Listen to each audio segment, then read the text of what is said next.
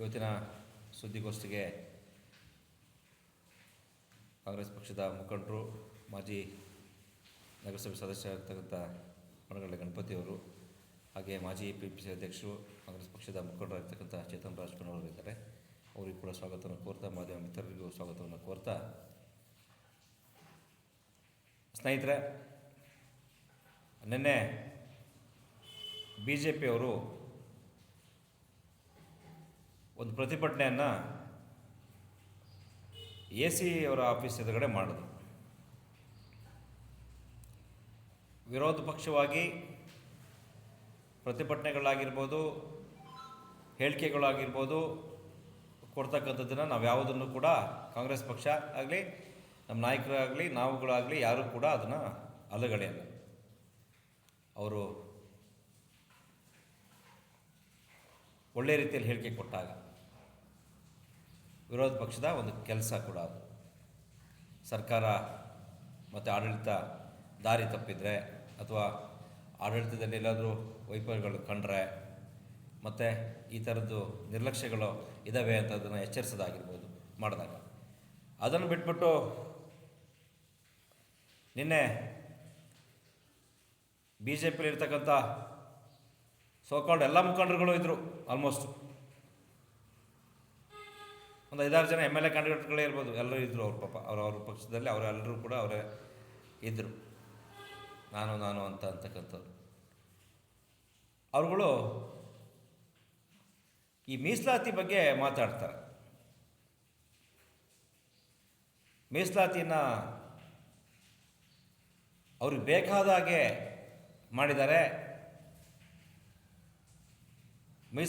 ಮೀಸಲಾತಿಯಲ್ಲಿ ಸಾಮಾಜಿಕ ನ್ಯಾಯ, social justice ಅಂತ ಏನು ಹೇಳ್ತೀವಿ ಅದಿಲ್ಲ, ಅದನ್ನು ಹೊರತಾಗಿ ಮಾಡಿದ್ದಾರೆ ಅಂತಕ್ಕಂಥದ್ದನ್ನು ಕಾಂಗ್ರೆಸ್ ಪಕ್ಷದವ್ರು ಮಾಡಿದ್ದಾರೆ. ಸಂಪೂರ್ಣ ಹಸ್ತಕ್ಷೇಪ ಮಾಡಿಬಿಟ್ಟು ಅದನ್ನು ಅವ್ರಿಗೆ ಬೇಕಂಗೆ ಮಾಡ್ಕೊಂಡಿದ್ದಾರೆ ಅಂತಂದು ಹೇಳಿದ್ದಾರೆ. ದಯಮಾಡಿ ಒಂದು ಮಾತನ್ನು ಹೇಳೋಕ್ಕೆ ಇಷ್ಟಪಡ್ತೀನಿ. ಮೀಸಲಾತಿ ಅಂತಕ್ಕಂಥದ್ದನ್ನು ಯಾವುದೇ ಪಕ್ಷದವರು ಕೂಡ ಮಾಡಲ್ಲ. ನೀವೇನೋ ಮಾಡಿದ್ರೇನೋ ಈ ಹಿಂದೆ, ಯಾಕೆ ಅದಕ್ಕಾಗಿ ನೀವು ಹೇಳ್ತಾ ಇದ್ದೀರೇನೋ ಗೊತ್ತಿಲ್ಲ. ಅದನ್ನು DC ಅವರು, ADC ಅವರು ಹಿಂದೆ ಬಂದಿರತಕ್ಕಂಥ ಏನು ನೋಟಿಫಿಕೇಷನ್ ಏನು ಇರ್ತದೆ, ಮೂರು ಸಾರಿದು 2015 ಇರ್ಬೋದು, 2012 ಏನು, ಅದಾದ ನಂತರ 17-18ರಲ್ಲಿ ಏನಾಯಿತು ಅದು, ಮತ್ತು ಏನು 20ರಲ್ಲಿ 20-23ರಲ್ಲಿ ಏನಾಯಿತು, ಅದನ್ನು ಇಟ್ಕೊಂಬಿಟ್ಟು ಮೂರನ್ನು ಟ್ಯಾಲಿ ಮಾಡಿಬಿಟ್ಟು ಎಲ್ಲೆಲ್ಲಿ ಏನೇನು ಬರ್ಬೇಕಂತ ಹೇಳ್ಬಿಟ್ಟು ಅವ್ರು ಮಾಡಿರ್ತಕ್ಕಂಥದ್ದು. ನೀವು ಅದನ್ನು ಏನು ಕಾಂಗ್ರೆಸ್ ಮುಖಂಡರುಗಳು ಮಾಡಿದ್ದಾರೆ ಅಂತಕ್ಕಂಥದ್ದನ್ನು ಬಾಯಿ ಬಂದಂಗೆ ಒಬ್ಬೊಬ್ಬರು ಮಾತಾಡೋದು. ಏನು TD ಬೇಗರಾಜು, ಈ ಅಕ್ರೆ ಮಲ್ಲಿಕಾರ್ಜುನ್ ಅಂತೆ, ಅವ್ನು ಹೊನ್ಗೋಡ್ ರತ್ನಾಕರ ಬಡಿ, ಅವ್ನು ಹುಚ್ಚ, ಅವನು ಬೆಳ್ಳೂರು ಎದುರು ಮಾತಾಡ್ತಾನೆ, ಕೂತ್ರು ಮಾತಾಡ್ತಾನೆ, ನಿತ್ರು ಮಾತಾಡ್ತಾನೆ, ಅವನು ಹುಚ್ಚ, ಅವನ ಬಗ್ಗೆ ಮಾತಾಡೋಕ್ಕೆ ಹೋಗಲ್ಲ. ಅವನಾಗಿರ್ಬೋದು, ಎಲ್ಲರೂ ಮಾತಾಡ್ತಾರೆ. ಮುಂದುವರೆದಂಗೆ ಹಾಲಪ್ನವ್ರು ಅಲ್ಲ. ನೀವು ಸಚಿವರಾದಂಥವ್ರು, 3 ಸಾರಿ ಶಾಸಕರಾದಂಥವ್ರು, ಸಾಮಾನ್ಯ ಪರಿಜ್ಞಾನ ಬೇಡವಾ? ಸರ್ವಪಕ್ಷದ ಸಭೆ ಕರೆದುಬಿಟ್ಟು ಮೀಸಲಾತಿ ಮಾಡ್ತಾರಾ? ಎಲ್ಲ ಮಾಡಿದ್ದು ಇದೆಯಾ ಇತಿಹಾಸ?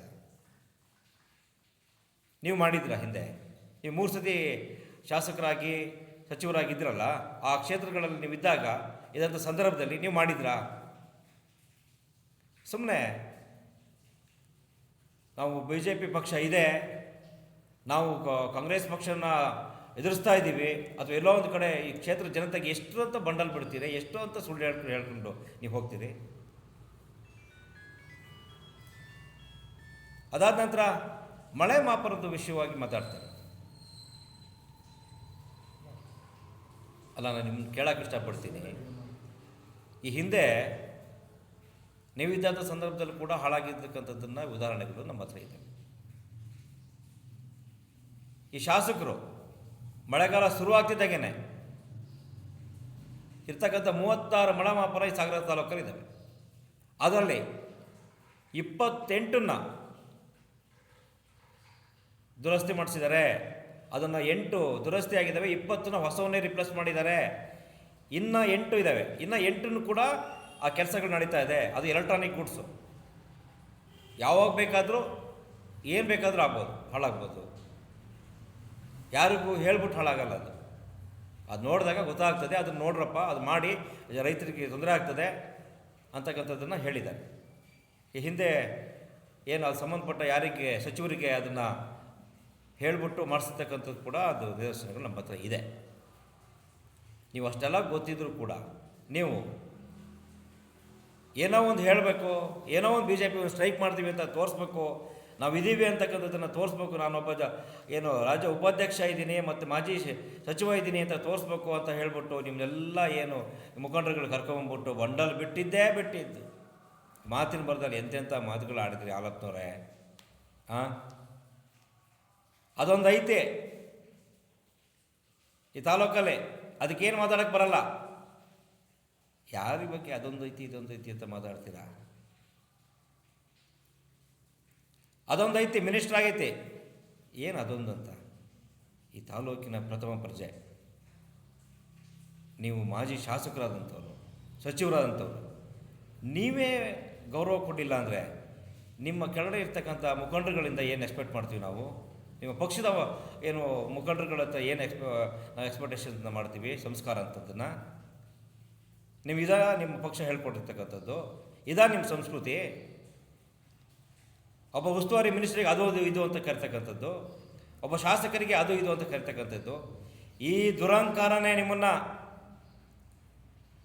ಮೂರೂ ಕ್ಷೇತ್ರದಲ್ಲೂ ಹೊಸನಗರದಿಂದ 1 ವರ್ಷಕ್ಕೆ ಓಡಿಸಿದ್ದು, ಸೊರಬದಿಂದ 1 ವರ್ಷಕ್ಕೆ ಓಡಿಸಿದ್ದು, ಸಾಗರದಿಂದ 1 ವರ್ಷಕ್ಕೆ ನಿಮ್ಮನ್ನು ಓಡಿಸಿದ್ದು. ಇದೇ ದುರಹಂಕಾರ ನಿಮ್ಮದು. ಅದು ಇದು ಅಂತಕ್ಕಂಥ ಮಾತಾಡ್ತಕ್ಕಂಥದ್ದು, ಯಾರಿಗೆ ಬೇಕಾದರೆ ಏನು ಬೇಕಾದರೆ ಮಾತಾಡ್ತೀನಿ, ನಾನು ಹೆಂಗೆ ಬೇಕಾದ್ರೆ ಇರ್ತೀನಿ ಅಂತಕ್ಕಂಥದ್ದನ್ನು ಹೇಳ್ತಾ ಇದ್ರಪ್ಪ. ನಿನ್ನೆ ಗೋಪಾಲಕೃಷ್ಣ ಬೇಳೂರ ಬಗ್ಗೆ 2 ತಿಂಗಳಾಯಿತು ಊರು ಬಿಟ್ಟು ಸಚಿವ ಸ್ಥಾನಕ್ಕಾಗಿ ಅಂತ. ಹೌದು, ನಾವು ಕಾಂಗ್ರೆಸ್ ಪಕ್ಷದವರು, ನಾವು ಕಾಂಗ್ರೆಸ್ ಪಕ್ಷದ ಮುಖಂಡರುಗಳು, ನಾವು ಒಪ್ಕೋತೀವಿ. ನಮ್ಮ ಶಾಸಕರು ಸಚಿವ ಸ್ಥಾನವನ್ನು ಕೇಳಿದ್ದು ಸತ್ಯ. ಆ ಬರದಲ್ಲಿ 1.5 ತಿಂಗಳು ಇಲ್ಲಿ ಬೆಂಗಳೂರಲ್ಲಿ ಇದ್ಬಿಟ್ಟು ಯಾವ ಮುಖಂಡರುಗಳನ್ನ ಭೇಟಿ ಆಗಬೇಕು, ವರಿಷ್ಠರನ್ನ ಭೇಟಿ ಆಗಬೇಕು, ಅದನ್ನು ಮಾಡಿದ್ದಾರೆ.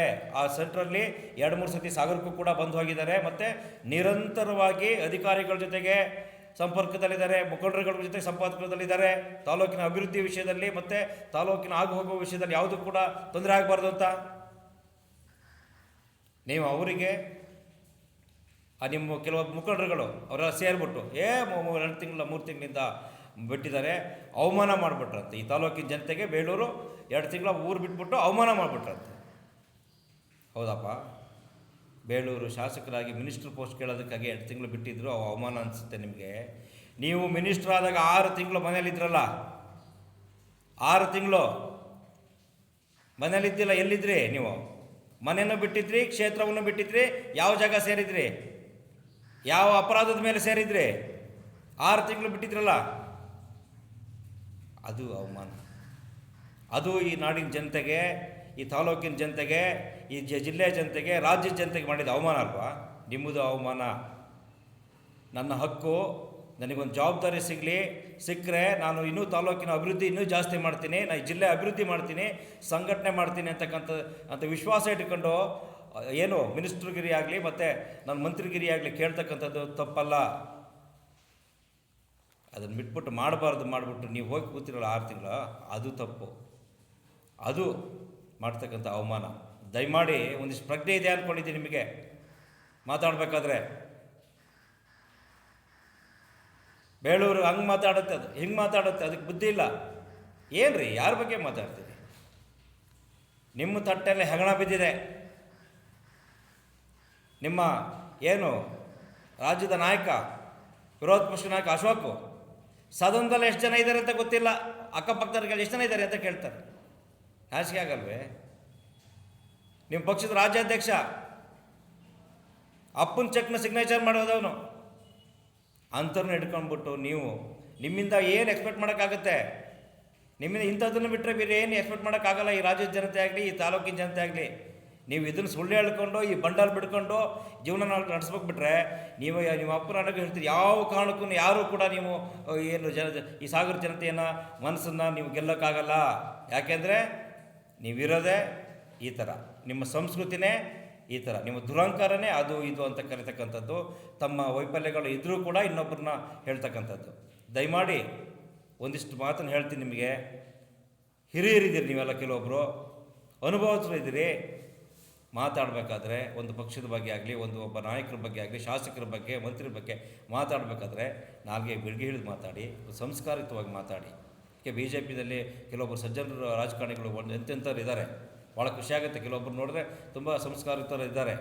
ಅವ್ರ ಮಧ್ಯೆ ಅವ್ರಿಗೆ ಅಪಮಾನ ಮಾಡೋ ರೀತಿಯಲ್ಲಿ ನೀವುಗಳು ಇಡಬಾಡಿ ಅಂತಕ್ಕಂಥ ಮಾತನ್ನು ಈ ಮಾಧ್ಯಮ ಮುಖಾಂತರ ಹೇಳೋಕ್ಕೆ ಇಷ್ಟಪಡ್ತೀನಿ.